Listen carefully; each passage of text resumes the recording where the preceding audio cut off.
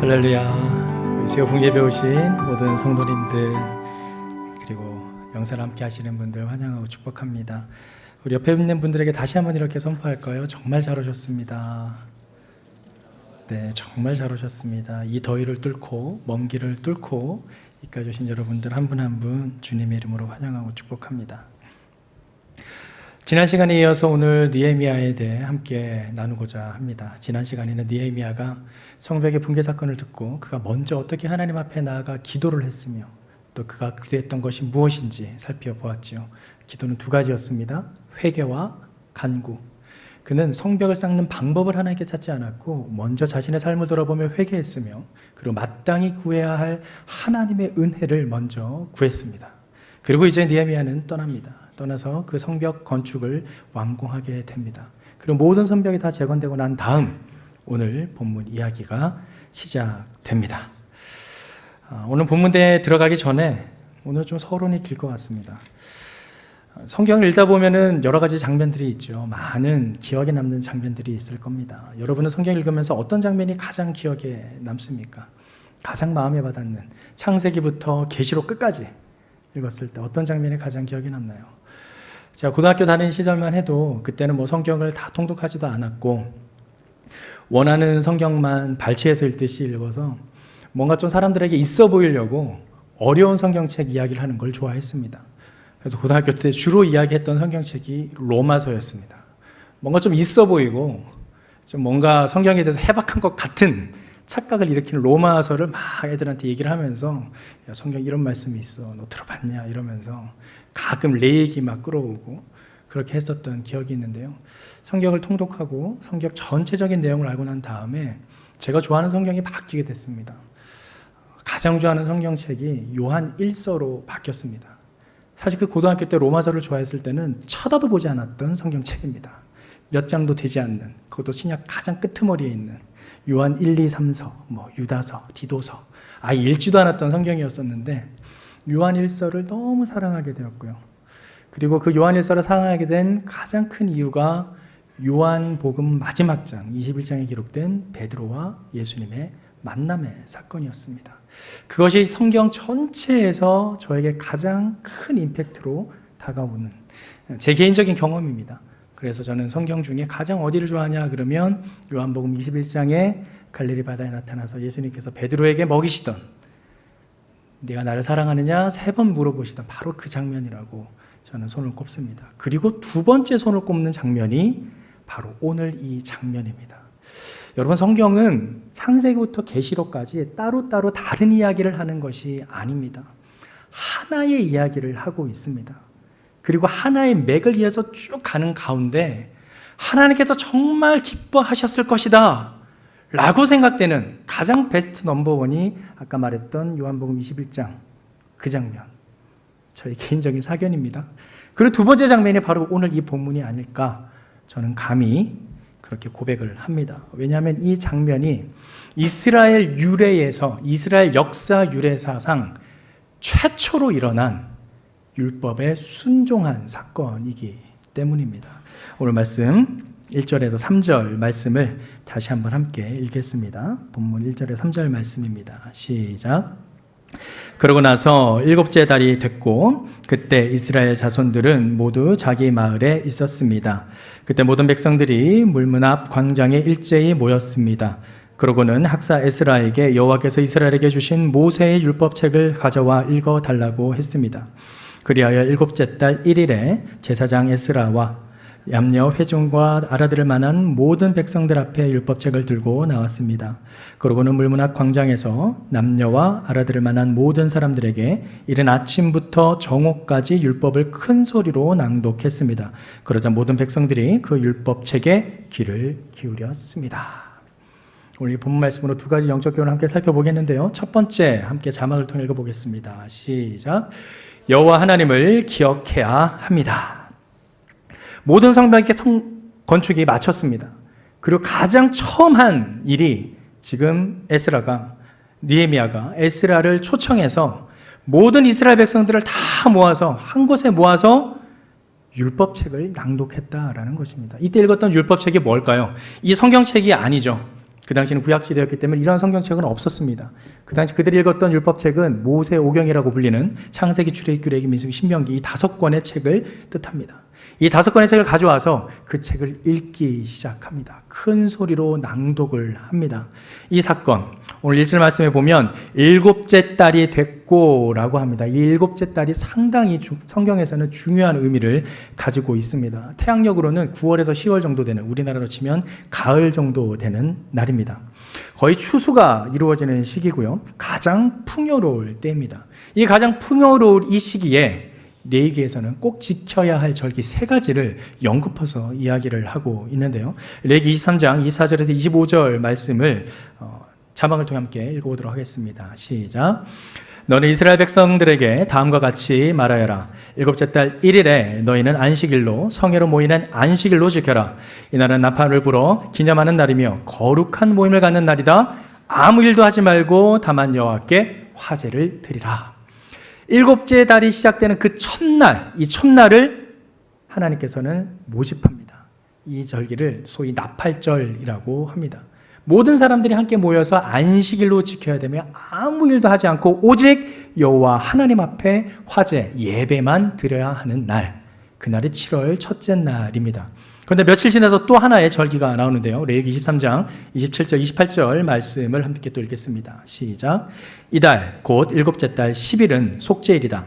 너희는 거룩한 모임을 갖고 스스로 근신하고 여호와께 화제를 드리라.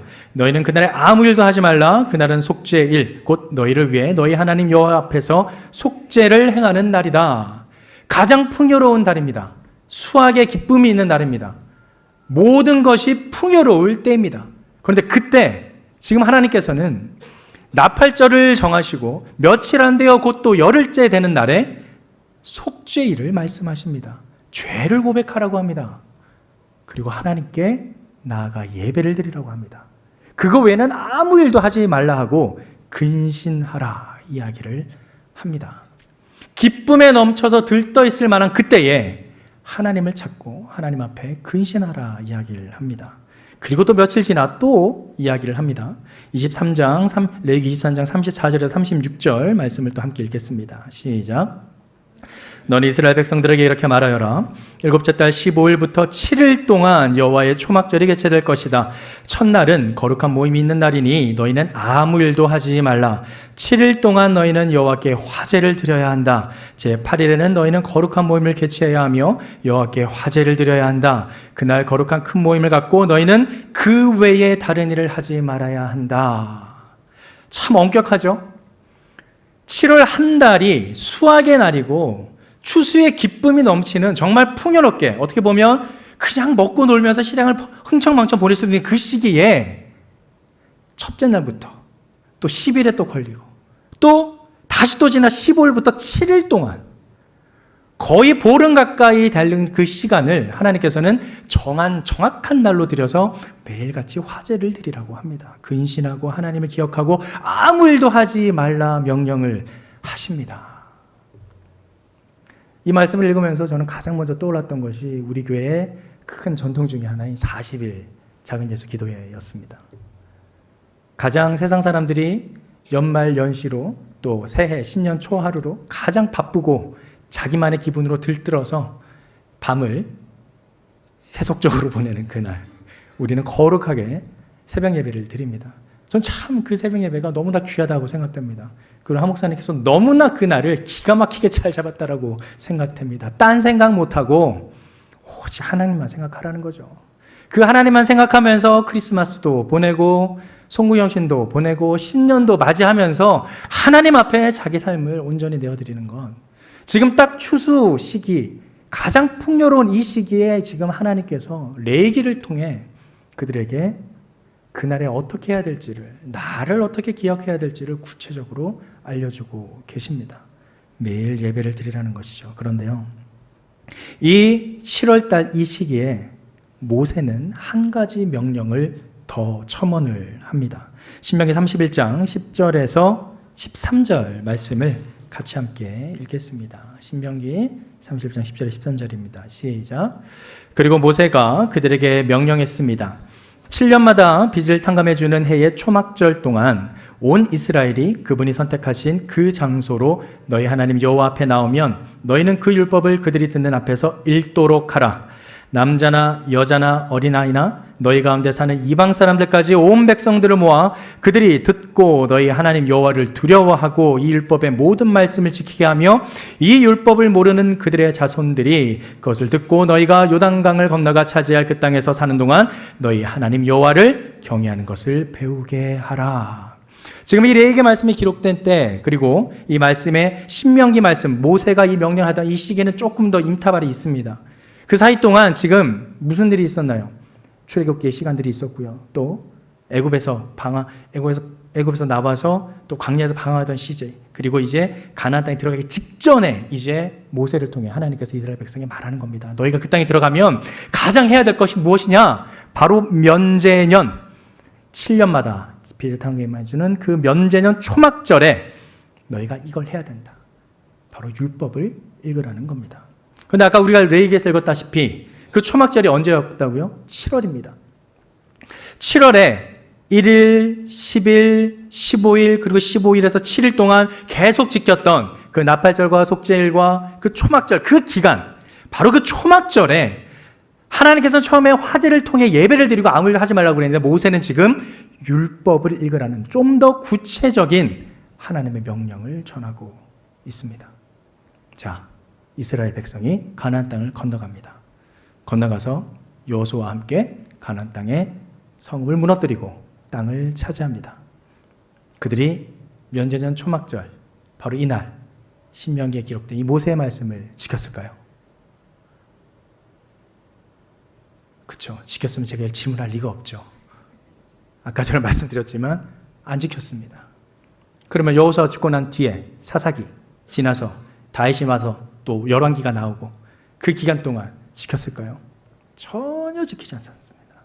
성경 그 어디를 찾아봐도 지키지 않았습니다. 그런데 지키 뻔한 했던 왕이 등장했습니다. 바로 며칠 전 우리가 생명의 말씀에서 읽었던 요시야 왕입니다. 요시야 왕이 성전을 청소하다가 율법책을 발견하고 그 책을 발견하자마자 바로 이 말씀을 읽고 깜짝 놀라 회개합니다. 그리고 성경을 읽습니다. 그런데 이 말씀대로 읽지는 않았습니다. 모든 이스라엘 백성들, 그 땅에 살고 있는 모든 이방인들을 다 불러 모아서 신명기에 모세가 기록한 그 말씀 고지고대로 지켜지지는 않았습니다. 거의 지킬 뻔했지만 완벽하게 지키지는 않았죠. 지킬 뻔했습니다. 그리고 또 넘어갑니다. 요시야 이후에 또 이 말씀을 지켰는가? 전혀 지키지 않습니다. 결국 망합니다. 이스라엘은 포로로 잡혀가게 되고요.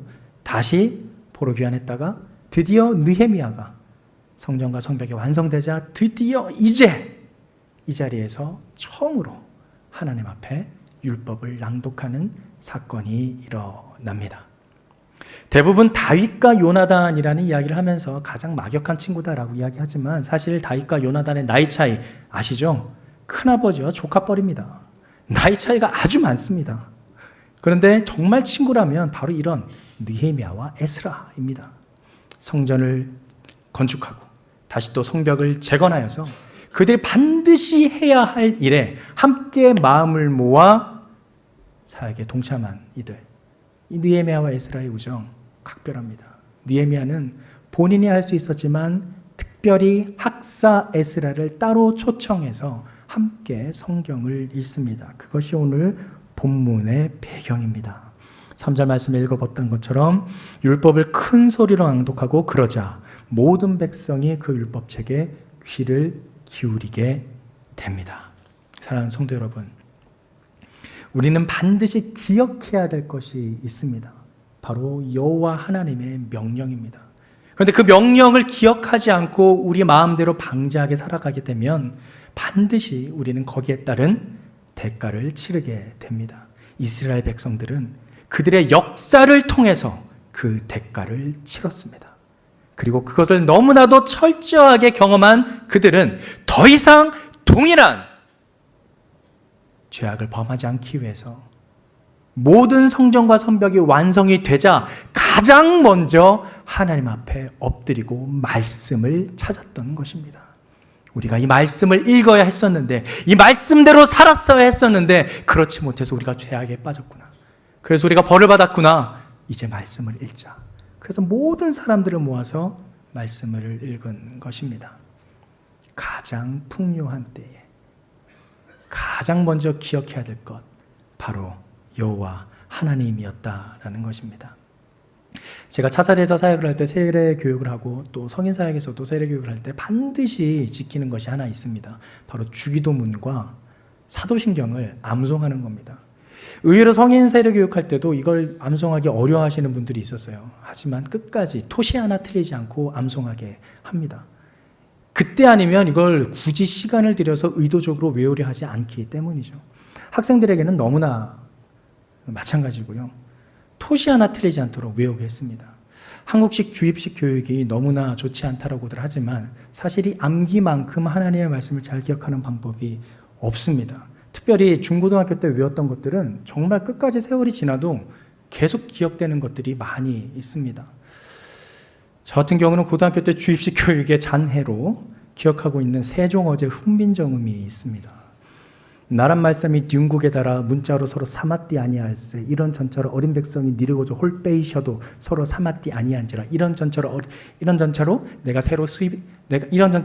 내가 그들 시어 수빈 이겨 날로 쓰매 편하게 하고자 할 따름이니라. 세종어제 훈민정음. 이거 외우시는 분들 꽤 계실 겁니다.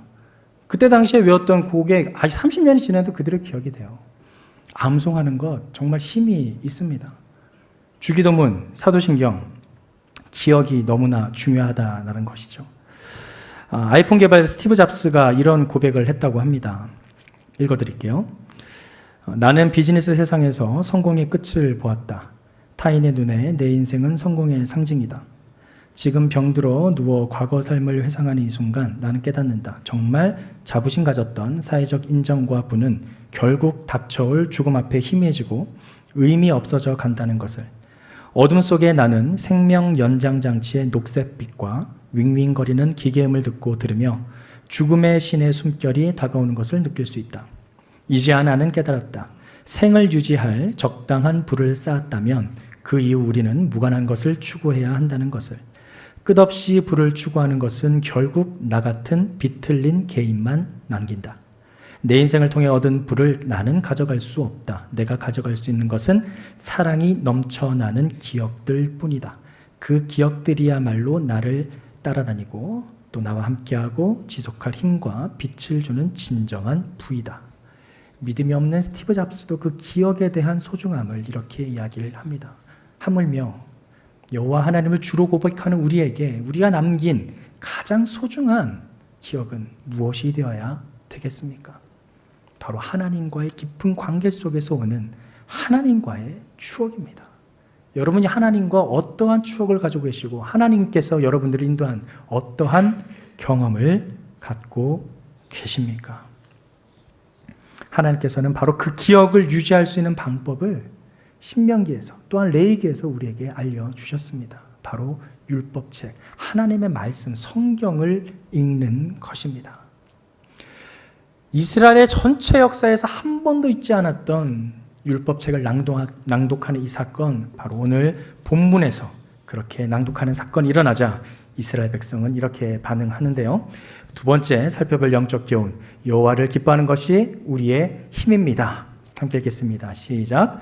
여호와를 기뻐하는 것이 우리의 힘입니다. 오늘 본문 8절에서 9절 말씀을 다시 함께 읽겠습니다. 시작. 그들이 그 책 곧 하나님의 율법을 읽고 그 읽은 것을 백성들이 알아듣도록 설명해 주었습니다. 온 백성들이 율법의 말씀을 듣고 울었습니다. 그러자 총독 느헤미야와 제사장이자 학사인 에스라와 백성을 가르치던 레위 사람들이 모든 백성들에게 말했습니다. 이날은 우리의 하나님 여호와의 거룩한 날이니 슬퍼하거나 울지 말라.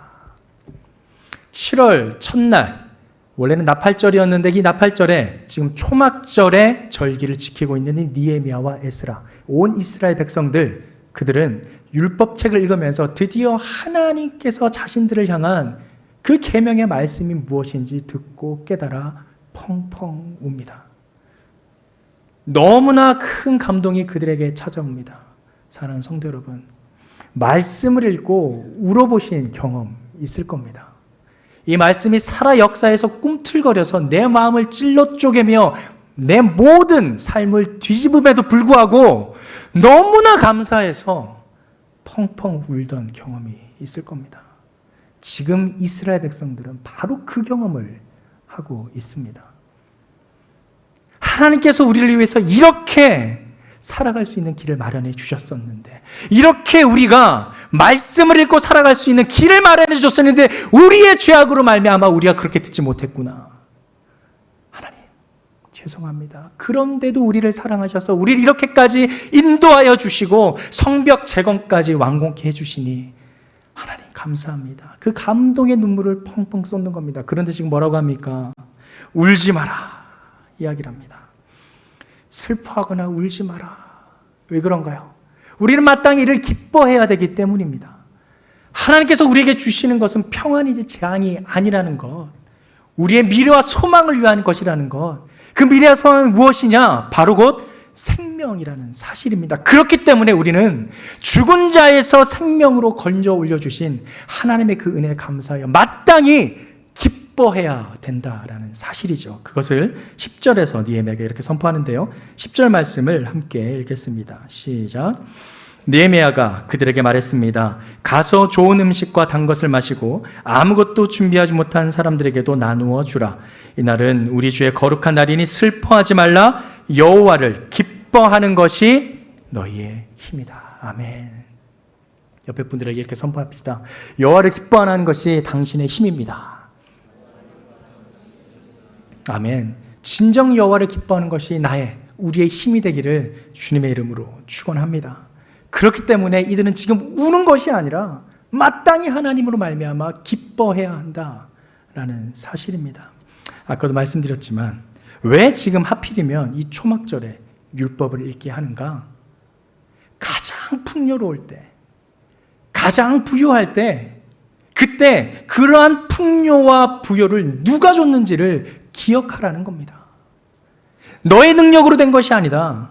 너의 실력으로 된 것이 아니고 너의 계획으로 된 것이 아니라 이 모든 것이 하나님께서 주신 거다. 우리가 잘 아는 말씀처럼 선줄 알면 넘어질까 조심하라는 그 말씀. 여러분 세상에서 어느 정도 지위가 올라갔다고 생각하십니까? 어느 정도 부를 쌓았다고 생각하십니까? 바로 그때가 가장 세상의 유혹이 쉽게 찾아올 때입니다. 그때 기억해야 될 것 바로 하나님의 말씀. 그래서 하나님께서는 레위기 때부터 이미 가장 풍요로운 시기, 모든 수확의 열매가 풍요로운 바로 그 시기에 구체적인 절기를 촘촘하게 정하셔서 아무 일도 하지 말고 여호와 하나님께 화제를 드려 예배하게 만드신 겁니다. 너희 그러한 풍요로움 다른 것이 아닌 나를 통해서 왔다. 거기에 덧붙여 모세는 율법을 읽어서 그 율법을 읽음을 통해 여호와 하나님의 살아계심을 직접 경험하도록 했던 것입니다. 사랑하는 성도 여러분, 이제 우리가 이 예배당에 왔습니다. 새 예배당에 왔습니다. 구리 예배당 기억도 안 나신다는 분이 많다더라고요. 저는 철거 복구 때문에 몇 번 계속 왔다 갔다 하고 있는데요. 네, 흔적도 없이 사라졌긴 했습니다. 이전 모습을 찾아볼 수 없고 그 간판의 흔적만 남아서 그 남양주 온누리교회 그 건물에 써있던 간판이 떨어지니까 본드 자국이 남아 있어요. 그 본드 자국을 또 집주인이 철거해달라고 지금 또 계속 이야기를 하고 있는데, 어쨌든 정말 흔적도 없이 사라진 그 구리 예배당, 여러분 기억도 하기 싫습니까? 우리가 거기서 어떻게 예배드렸지? 그 좁아 터지는 데서 어떻게 예배드렸지? 사실 가까이 우리 사무실만 봐도, 이 예배당만 봐도, 거기서 어떻게 예배드렸지? 사실은 어느 곳에 있든지 하나님은 임재하시는 줄 믿습니다. 구리든 남양주든 어디에 있든 하나님이 임재하는 곳이 바로 예배의 초소인 줄 믿습니다. 지난 시간에도 말했지만 제발 우리 착각하지 맙시다. 남양주 온누리교회가 새 예배당에 왔다고 우리가 뭔가 좀 격이 올라갔구나, 뭔가 세련돼졌구나, 뭔가 새 것으로 단장되었구나 착각하지 맙시다. 우리가 더욱더 진정 바라야 될 것은 이러할 때일수록 더욱 겸비하고 겸손해져서 하나님의 말씀 앞에 엎드려야 될 줄 믿습니다. 율법책을 낭독하며 모든 백성이 하나님 앞에 자신의 삶을 드렸듯이 우리 또한 그 하나님 한 분만으로 기뻐해야 될 줄 믿습니다. 예배당이 새 거가 됐다고 기뻐하는 게 아니고요. 주차 공간 좀 있다고 기뻐하는 게 아니고요. 엘리베이터가 2대가 됐다고 기뻐하는 게 아니고요. 정말 우리가 여호와 하나님 한 분만으로 그분이 우리를 사망에서 생명으로 건져주셨기에 기뻐하는 것. 그것이 진정 우리의 모든 기쁨이 되기를 간절히 소망합니다. 느헤미야는 바로 그러한 삶을 살았습니다. 지난 시간에도 말씀드렸던 것처럼 그는 모든 사건 앞에서 먼저 하나님 앞에 기도했던 사람입니다. 그리고 그가 한 가지 더 한 것이 있습니다. 놀라운 선견자적인 예언을 했었는데요. 느헤미야 2장 6절에 기록된 말씀인데요. 제가 읽어드리겠습니다. 그때 왕 옆에 왕비도 앉아 있었는데 왕이 내게 물었습니다. 그렇게 다녀오려면 얼마나 걸리겠느냐? 언제쯤 돌아오겠느냐? 왕이 나를 보내기를 허락한 것입니다. 그래서 나는 왕에게 기한을 정해 말했습니다. 여기서 이 기한을 정해 말했습니다가 아주 중요합니다. 자, 느헤미야가 본국으로 돌아가요. 자기의 고향 땅으로도, 고향 땅은 아니지만 자기의 원래 조국으로 돌아갑니다. 그리고 아주 큰 신분으로 돌아가는 거죠. 왕의 술따르는 관원으로서 아주 높은 사회적 신분으로 왕이 허락하는 모든 재물들을 가지고 갑니다. 성전을 건축할 많은 다양한 자재들과 돈과 통행료와 그런 모든 것을 왕에게 받아서 갑니다. 혼자 갔겠어요? 수많은 수행원들 데리고 갔겠죠. 거의 금의 환영하듯이 갔을 겁니다. 그랬다면 세상적인 마음이 있다면 어땠을까요? 자, 이제 내가 성벽도 다 재건했겠다. 그 자리에 눌러앉을 수도 있습니다. 또 분명 사람들도 그에게 계속 남아서 우리를 좀 다스려달라고 인도해달라고 요청했을 수도 있습니다. 그런데 느헤미야는 그러지 않았습니다. 그는 기한을 정해서 떠났고 그의 사명이 맞춰지는 그 기한 내에 다시 돌아왔습니다. 예수님께서 그러셨죠. 오병이어 사건 이후에 예수님을 왕으로 만들려고 하는 사람들을 떠나서 혼자 산으로 기도하러 가셨습니다. 동일한 모습입니다. 결코 사람들의 명예와 그 인기에 넘어가지 않았습니다. 그는 기한을 정해서 하나님께서 자신에게 부여하신 그 사명만을 감당하고 그대로 돌아왔습니다. 세상에서 충분히 누릴 수 있을 만한 그러한 명예와 인기와 그 사회적 지위와 자리를 누리지 않았다라는 사실입니다. 온전히 그에게는 여호와 하나님 한 분만을 기뻐하는 것이 그의 삶의 힘이었기 때문입니다. 사랑하는 성도 여러분, 이것이 우리의 삶에도 동일하게 나타나기를 주님의 이름으로 축원합니다. 사회적인 지위 때문에, 어떤 성공 때문에, 어떤 입지와 돈과 재물 때문에 나의 삶이 더 가치 있어지는 것이 아니라 여호와 하나님 한 분만으로 만족하는 삶, 여호와 하나님 한 분만으로 충만한 삶, 그것이 우리의 삶의 진정한 기쁨이 되기를 주님의 이름으로 축원합니다. 제가 이렇게 간절히 고백하는 것은 저도 그렇게 살기 어렵기 때문입니다. 이 고백이 또한 저의 고백이 되기를 간절히 소망합니다. 우리 모두의 고백이 되며 우리 남양주온누리 교회의 고백이 되기를 소망합니다. 그러한 고백을 예수님뿐만 아니라 또한 다윗도 고백했었죠. 그는 수많은 전쟁과 또 수많은 도망살이의 삶을 살았음에도 그는 항상 여호와 하나님을 의지했습니다.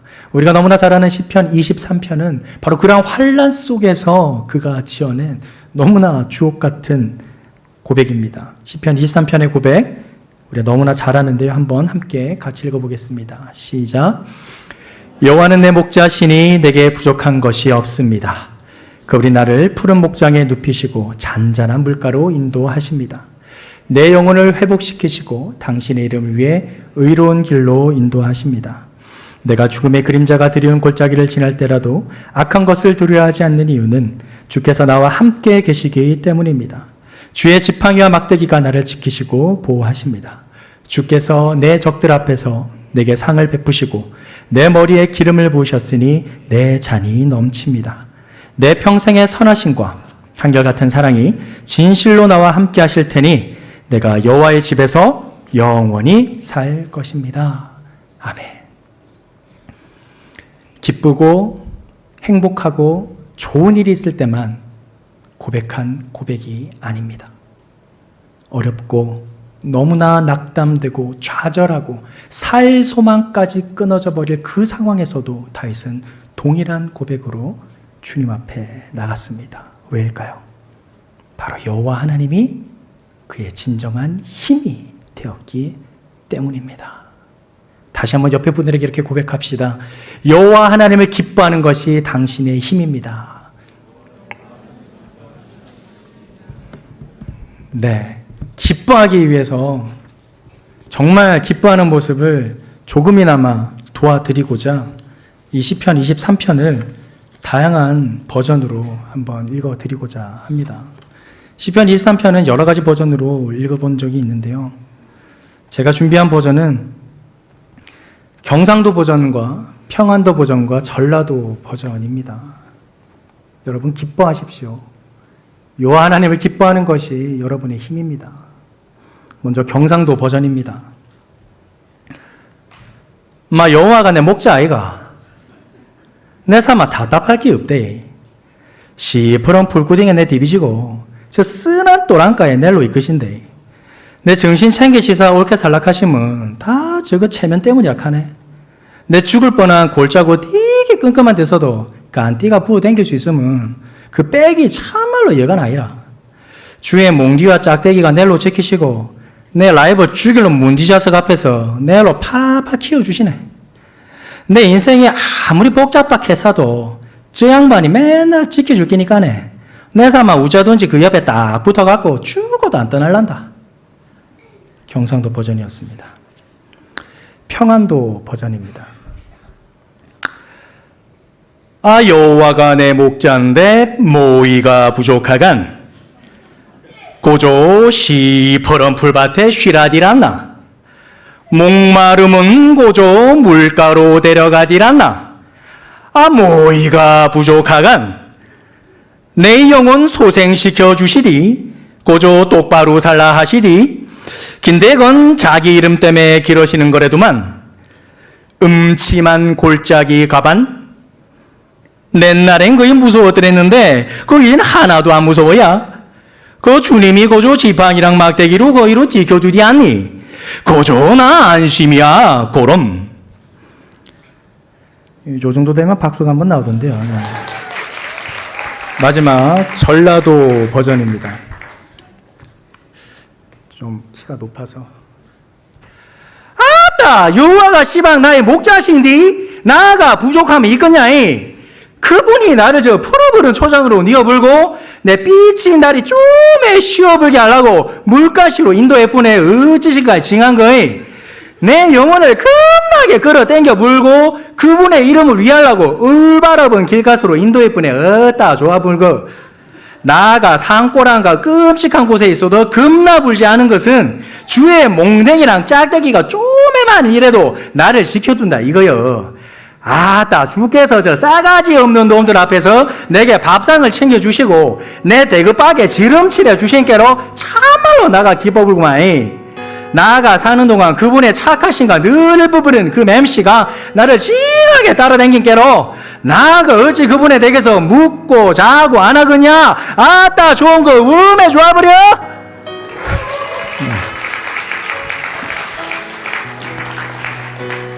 여러 가지 버전의 시편 23편입니다. 아마도 다윗이 우리가 읽는 성경에 기록된 이 말씀대로 읽지 않았고 분명 자신의 썼던 편안한 방언으로 고백했을 거라 생각됩니다.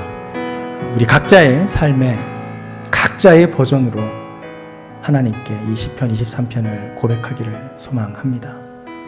여호와 하나님을 기억해야 합니다. 또한 여호와 하나님을 기뻐하는 것이 우리의 진정한 힘입니다. 바로 여호와 하나님만을 목자로 두고 온전히 만족하는 삶. 바로 그러한 삶을 살아가는 저와 여러분이 되길 주님의 이름으로 축원합니다.